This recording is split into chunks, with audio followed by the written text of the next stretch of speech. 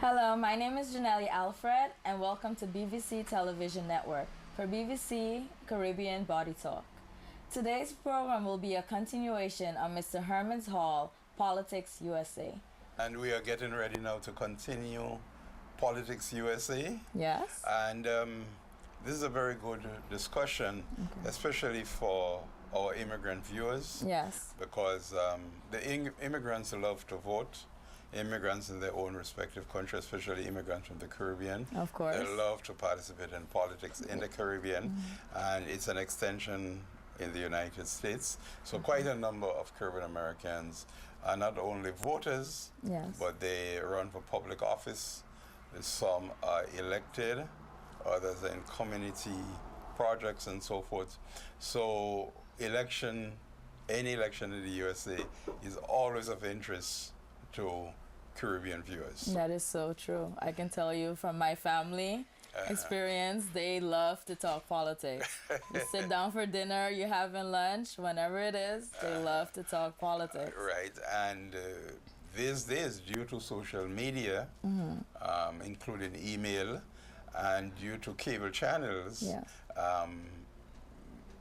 almost maybe 60% of programming these days is always about politics. That is true. And so the media, especially social media, it sort of forces you. So what is happening in today's age, a lot of people, you say, oh, I'm not interested in politics, I'm not interested in that. But politics is now show business to a certain extent. As a matter of fact, especially social media and the cable network, they actually make a profit out of politics. I can definitely attest to that because I was in Guyana the other day and I was so surprised to know that people were actually having conversations with me and telling me, oh, this particular candidate is X, Y, and Z, or that one is this. And I'm like, how do you know so much about this, more than I do? Yeah, well, sometimes I do believe, and it was in the 2008, and I would say to a certain extent in the 2016, same, that if you had people to vote in the islands for the presidency of the United States, you may get more people going in that particular island to go to vote for the presidency, as opposed if there was a local election in that voter's island. So in other words, let me see.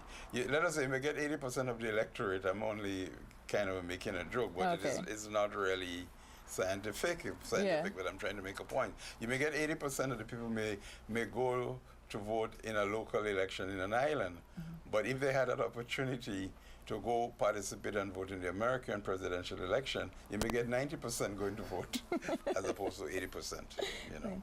So for first-time voters, for me, it's like I'm an immigrant from Guyana, but this election is also my first time voting. So I don't really know what it is to expect in this upcoming election. Well, the first question is, have you been registered? Are you a registered voter? Have you registered with the Board of Election in any state? Every state has Board of Election. Okay. So a lot of people usually believe, well, I'm turned 18, 19, 17, and I can go vote on election day. But you really cannot vote on election day if you're not registered. But again, this even need more qualifying because it depends on what state of the United States you are in, because state laws are different from state to state. So in some states, you may be able to just walk in on election day and vote, whereas in some states like New York, that's a no-no. You have to register before, and then on election day, you are able to vote. Okay. But on the other hand, there is a great policy. You never turn a voter away. And I'm specifically speaking about now in New York State. Okay. So the viewer may say, oh, I went to vote, and I was not registered and they allowed me to vote. But there are a lot of parts that voter may not tell you. Okay. Okay, in that case, they may ask you to vote by what you call an affidavit. Okay. So you are testifying that you're a voter, blah, blah, blah. But then that affidavit will go to the local Board of Election in that municipality, and then you may get a nice letter saying, "We're so glad you came to vote, but your vote in this particular election was not counted because you were not registered." So enclosed is an application. So the next time, send in your application where we can have you in our file. So I know you mentioned in the previous tapes that you did that even though some maybe have a disability out there, how is it can their vote be counted in the upcoming election? Well, yeah, that's one of the great things about the United States, especially in New York State and the rest of the country. The country makes it very, very easy for someone to vote. Sometimes we are not aware of it. So, for example, in New York State, if someone, let us say your grandma or your grandpa, your great-grandparents, they are in a nursing home, a few weeks or a week or two before the election, there will be an election team from the Board of Election go into the nursing homes. Okay. And the nursing home people, the patients, Yes. they will be able to vote. Okay. Right. So in other words, they do not have to go to the poll on election day. I think in the Caribbean may not be doing that as yet because as a result of limited resources in terms of money. Okay.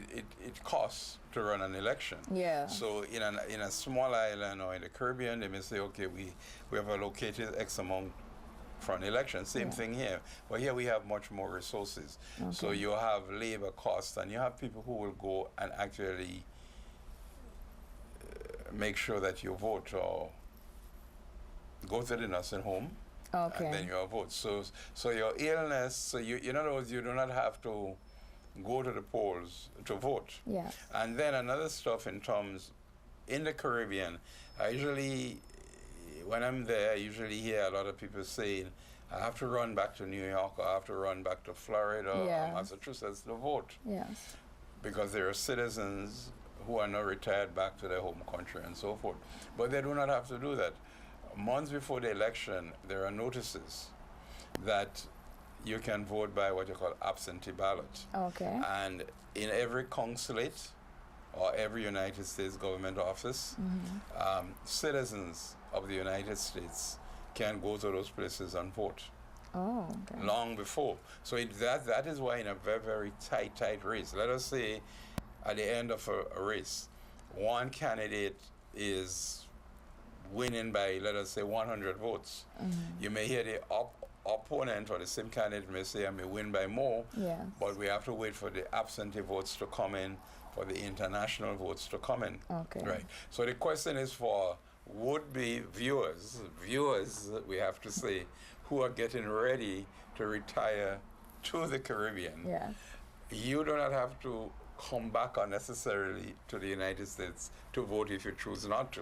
Okay. Once you know the rules and regulation, you can actually vote in your local American embassy. I was going to say this is very important because a lot of people are under the belief that, oh, I'm over here, I can't get this plane ticket to go back home to vote or come back to the U.S. to vote. Yeah. And the votes are counted. Okay. All the votes are counted. Okay. I mean, people usually believe, well, if they did not vote on election day, the vote is not. It is. As I said, if, let us say, one candidate wins by 1 million votes, yes, it's hard to figure out that 100 million absentee voters are still who will vote for the other candidate. Yeah, okay. So at that point, the votes are still counted eventually, but not as fast.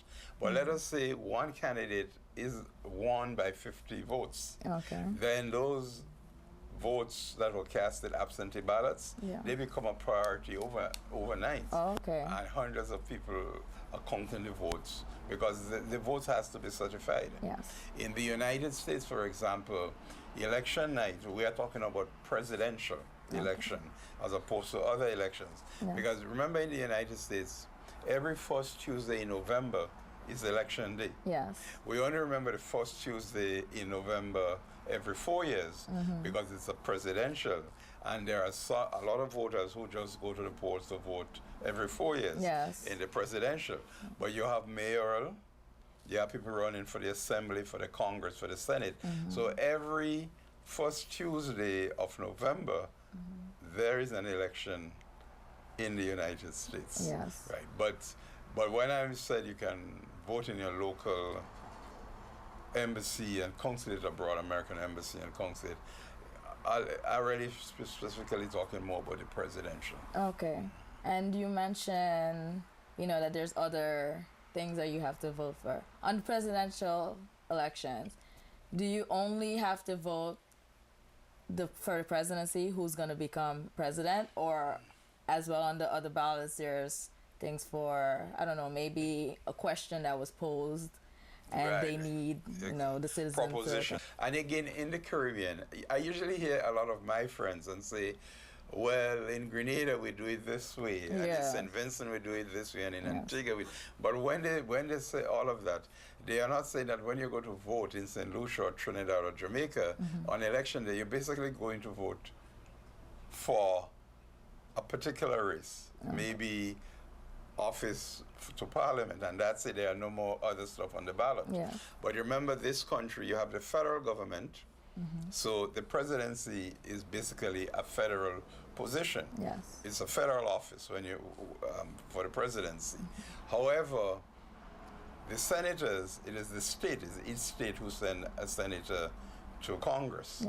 And then you have mayoral or municipal, and you may have state, again, assemblyman, councilman for the city. So on election Tuesday, any first Tuesday of November, you are not only going to vote for the mayor, if it's a mayoral race in your local municipality, there may be other things on the ballot. Another stuff is this, again, it varies from state to state. So if at that particular time there are so many offices, you have to go down the line. But as a voter, you are not obligated to vote. You're not. To vote for any of those people. You just vote.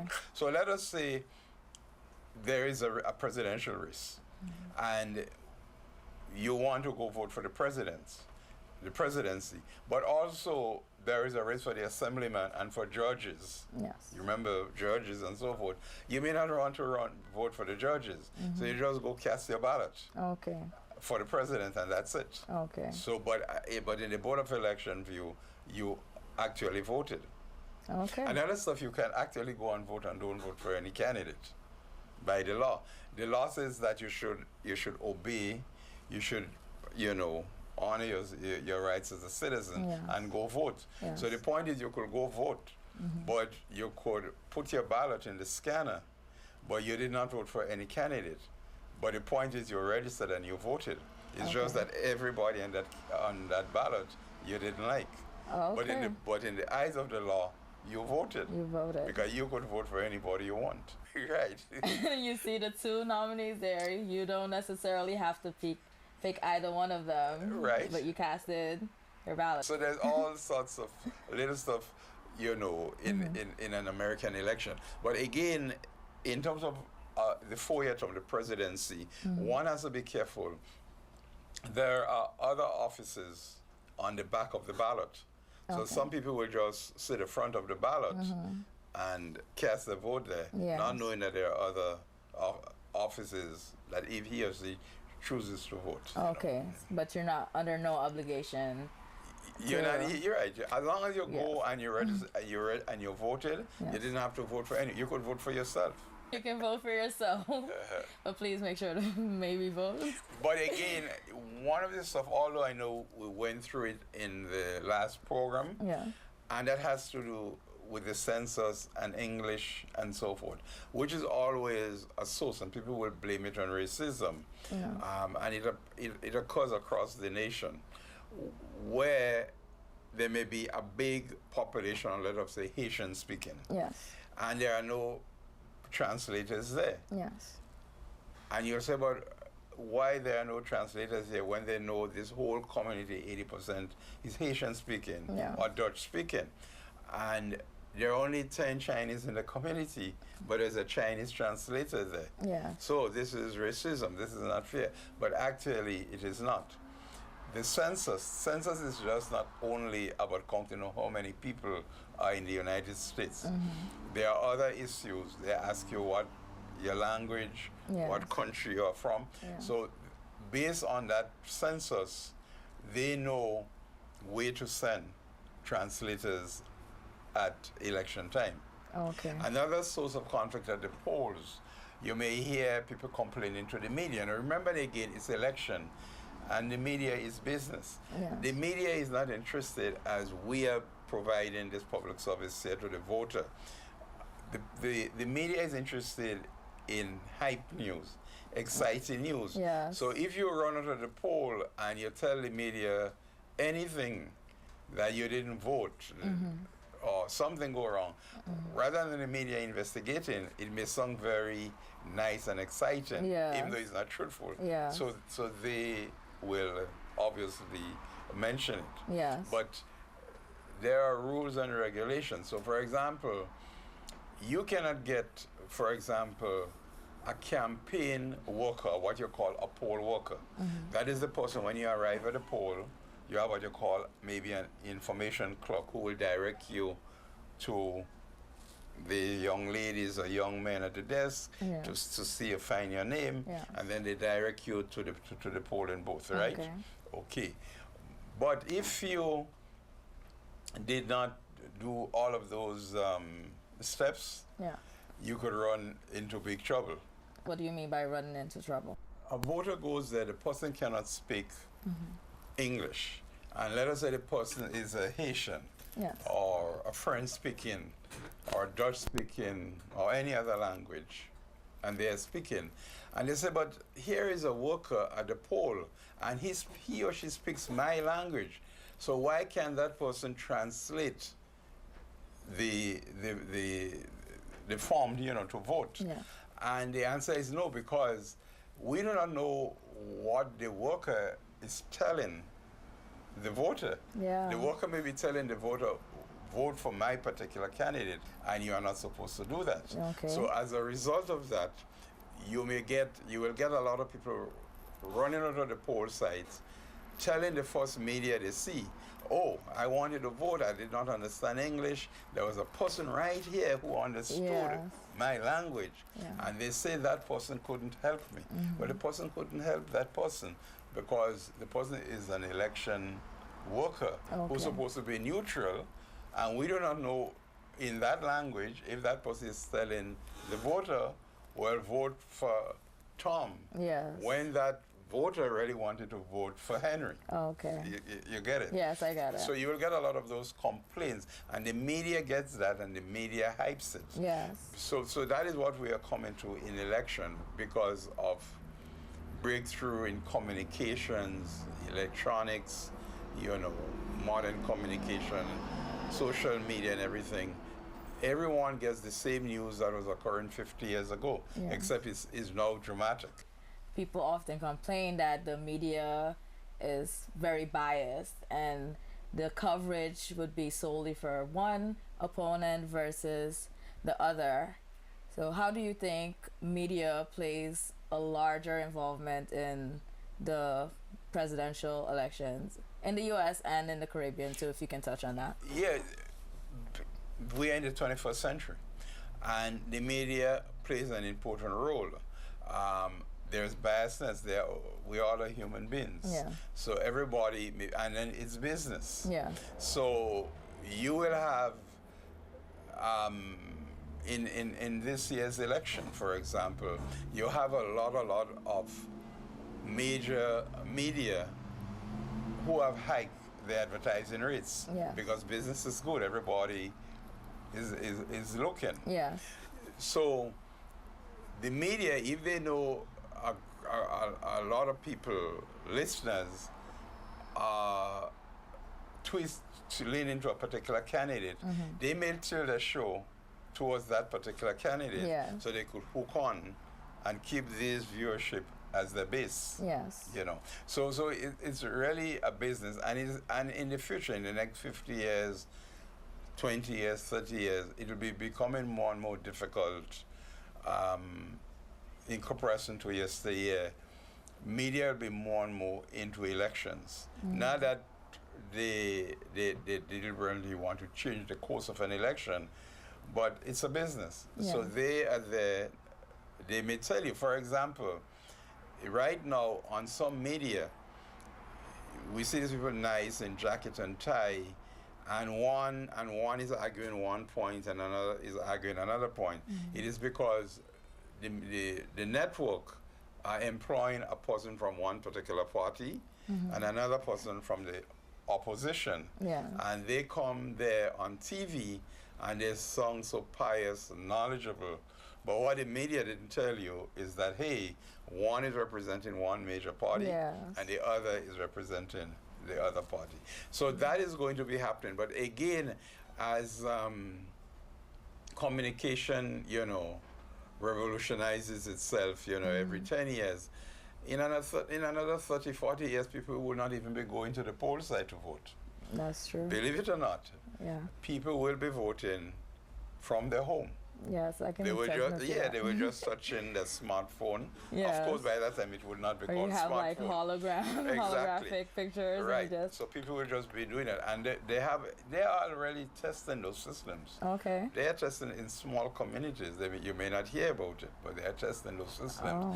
So the days of going to the polls and maybe is going to be numbered. In another 50 years, your children and grandchildren, they may just stay in bed. Right. We're going to cut to a quick commercial break.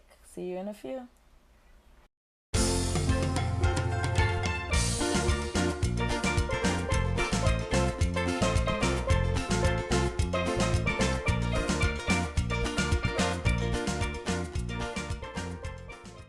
Welcome back. Now, I know that when there's an election, usually the candidates cover a lot of issues that the community would like to, for lack of a better term, get off their chest. And so they pander towards the communities. It seems these days as though the candidates aren't really focusing on the issues, but instead focusing on, the negative things between each other. So what is it how would the community go about voting for a candidate if they can't really relate to the issues? Well, again, this is the change in role due to modern day communications. You want to ask a question, are the voters themselves interested in the issues? Yeah. Because they do not demand it. Yeah. Because if, let us say you have candidate A saying, I'm going to deport every non-American back to the country. Yeah. That sounds exciting news. Yeah. And then if you have candidate B say, well, I am going to increase education, I'm going to increase the education budget, the voter may not even be interested in that. Because now they are not interested in what candidate B is saying. It's more exciting, it's more household news. Even though they disagree with candidate A by saying he or she is going to get rid of every non-American. Yeah. So again, is news for election issues is a dying matter. It is all about cosmetics now. That's essentially what it is. Who could get a nice, what you call 30-second or 10-second song bites? Yes. So in recent elections, nobody anymore is talking about foreign policy. I mean, I compare the debates in the American presidential elections, some of the great debates, the Kennedy-Nixon debate. Yeah. I actually was smart to see it, but since then I've seen other presidential debates. But in recent debates, the Obama debates too was exciting. Yes. But in the current presidential race, you ask, well, what is the debate about? Because even the voter, they are not really looking at the debate, most of them, to get the issues. Even though they're pretending they want to hear the issues. They really want to see which candidate could insult each other the most, or which candidate will create a new scandal. Yes, I agree. So, for example, in the 2016 election, said he does not know if he will accept the result of the election, right? Yes. Well, that really has happened in the past. But for the media, it was the best line. It was the hook line. So that would have made headlines around the world. Yeah. Even though when you examine it, it's not really actually true. There are candidates who did not endorse, accept the election immediately Okay. upon the results. Moreover, legally, what we hear by midnight on election Tuesday in the United States are not really official results. Okay.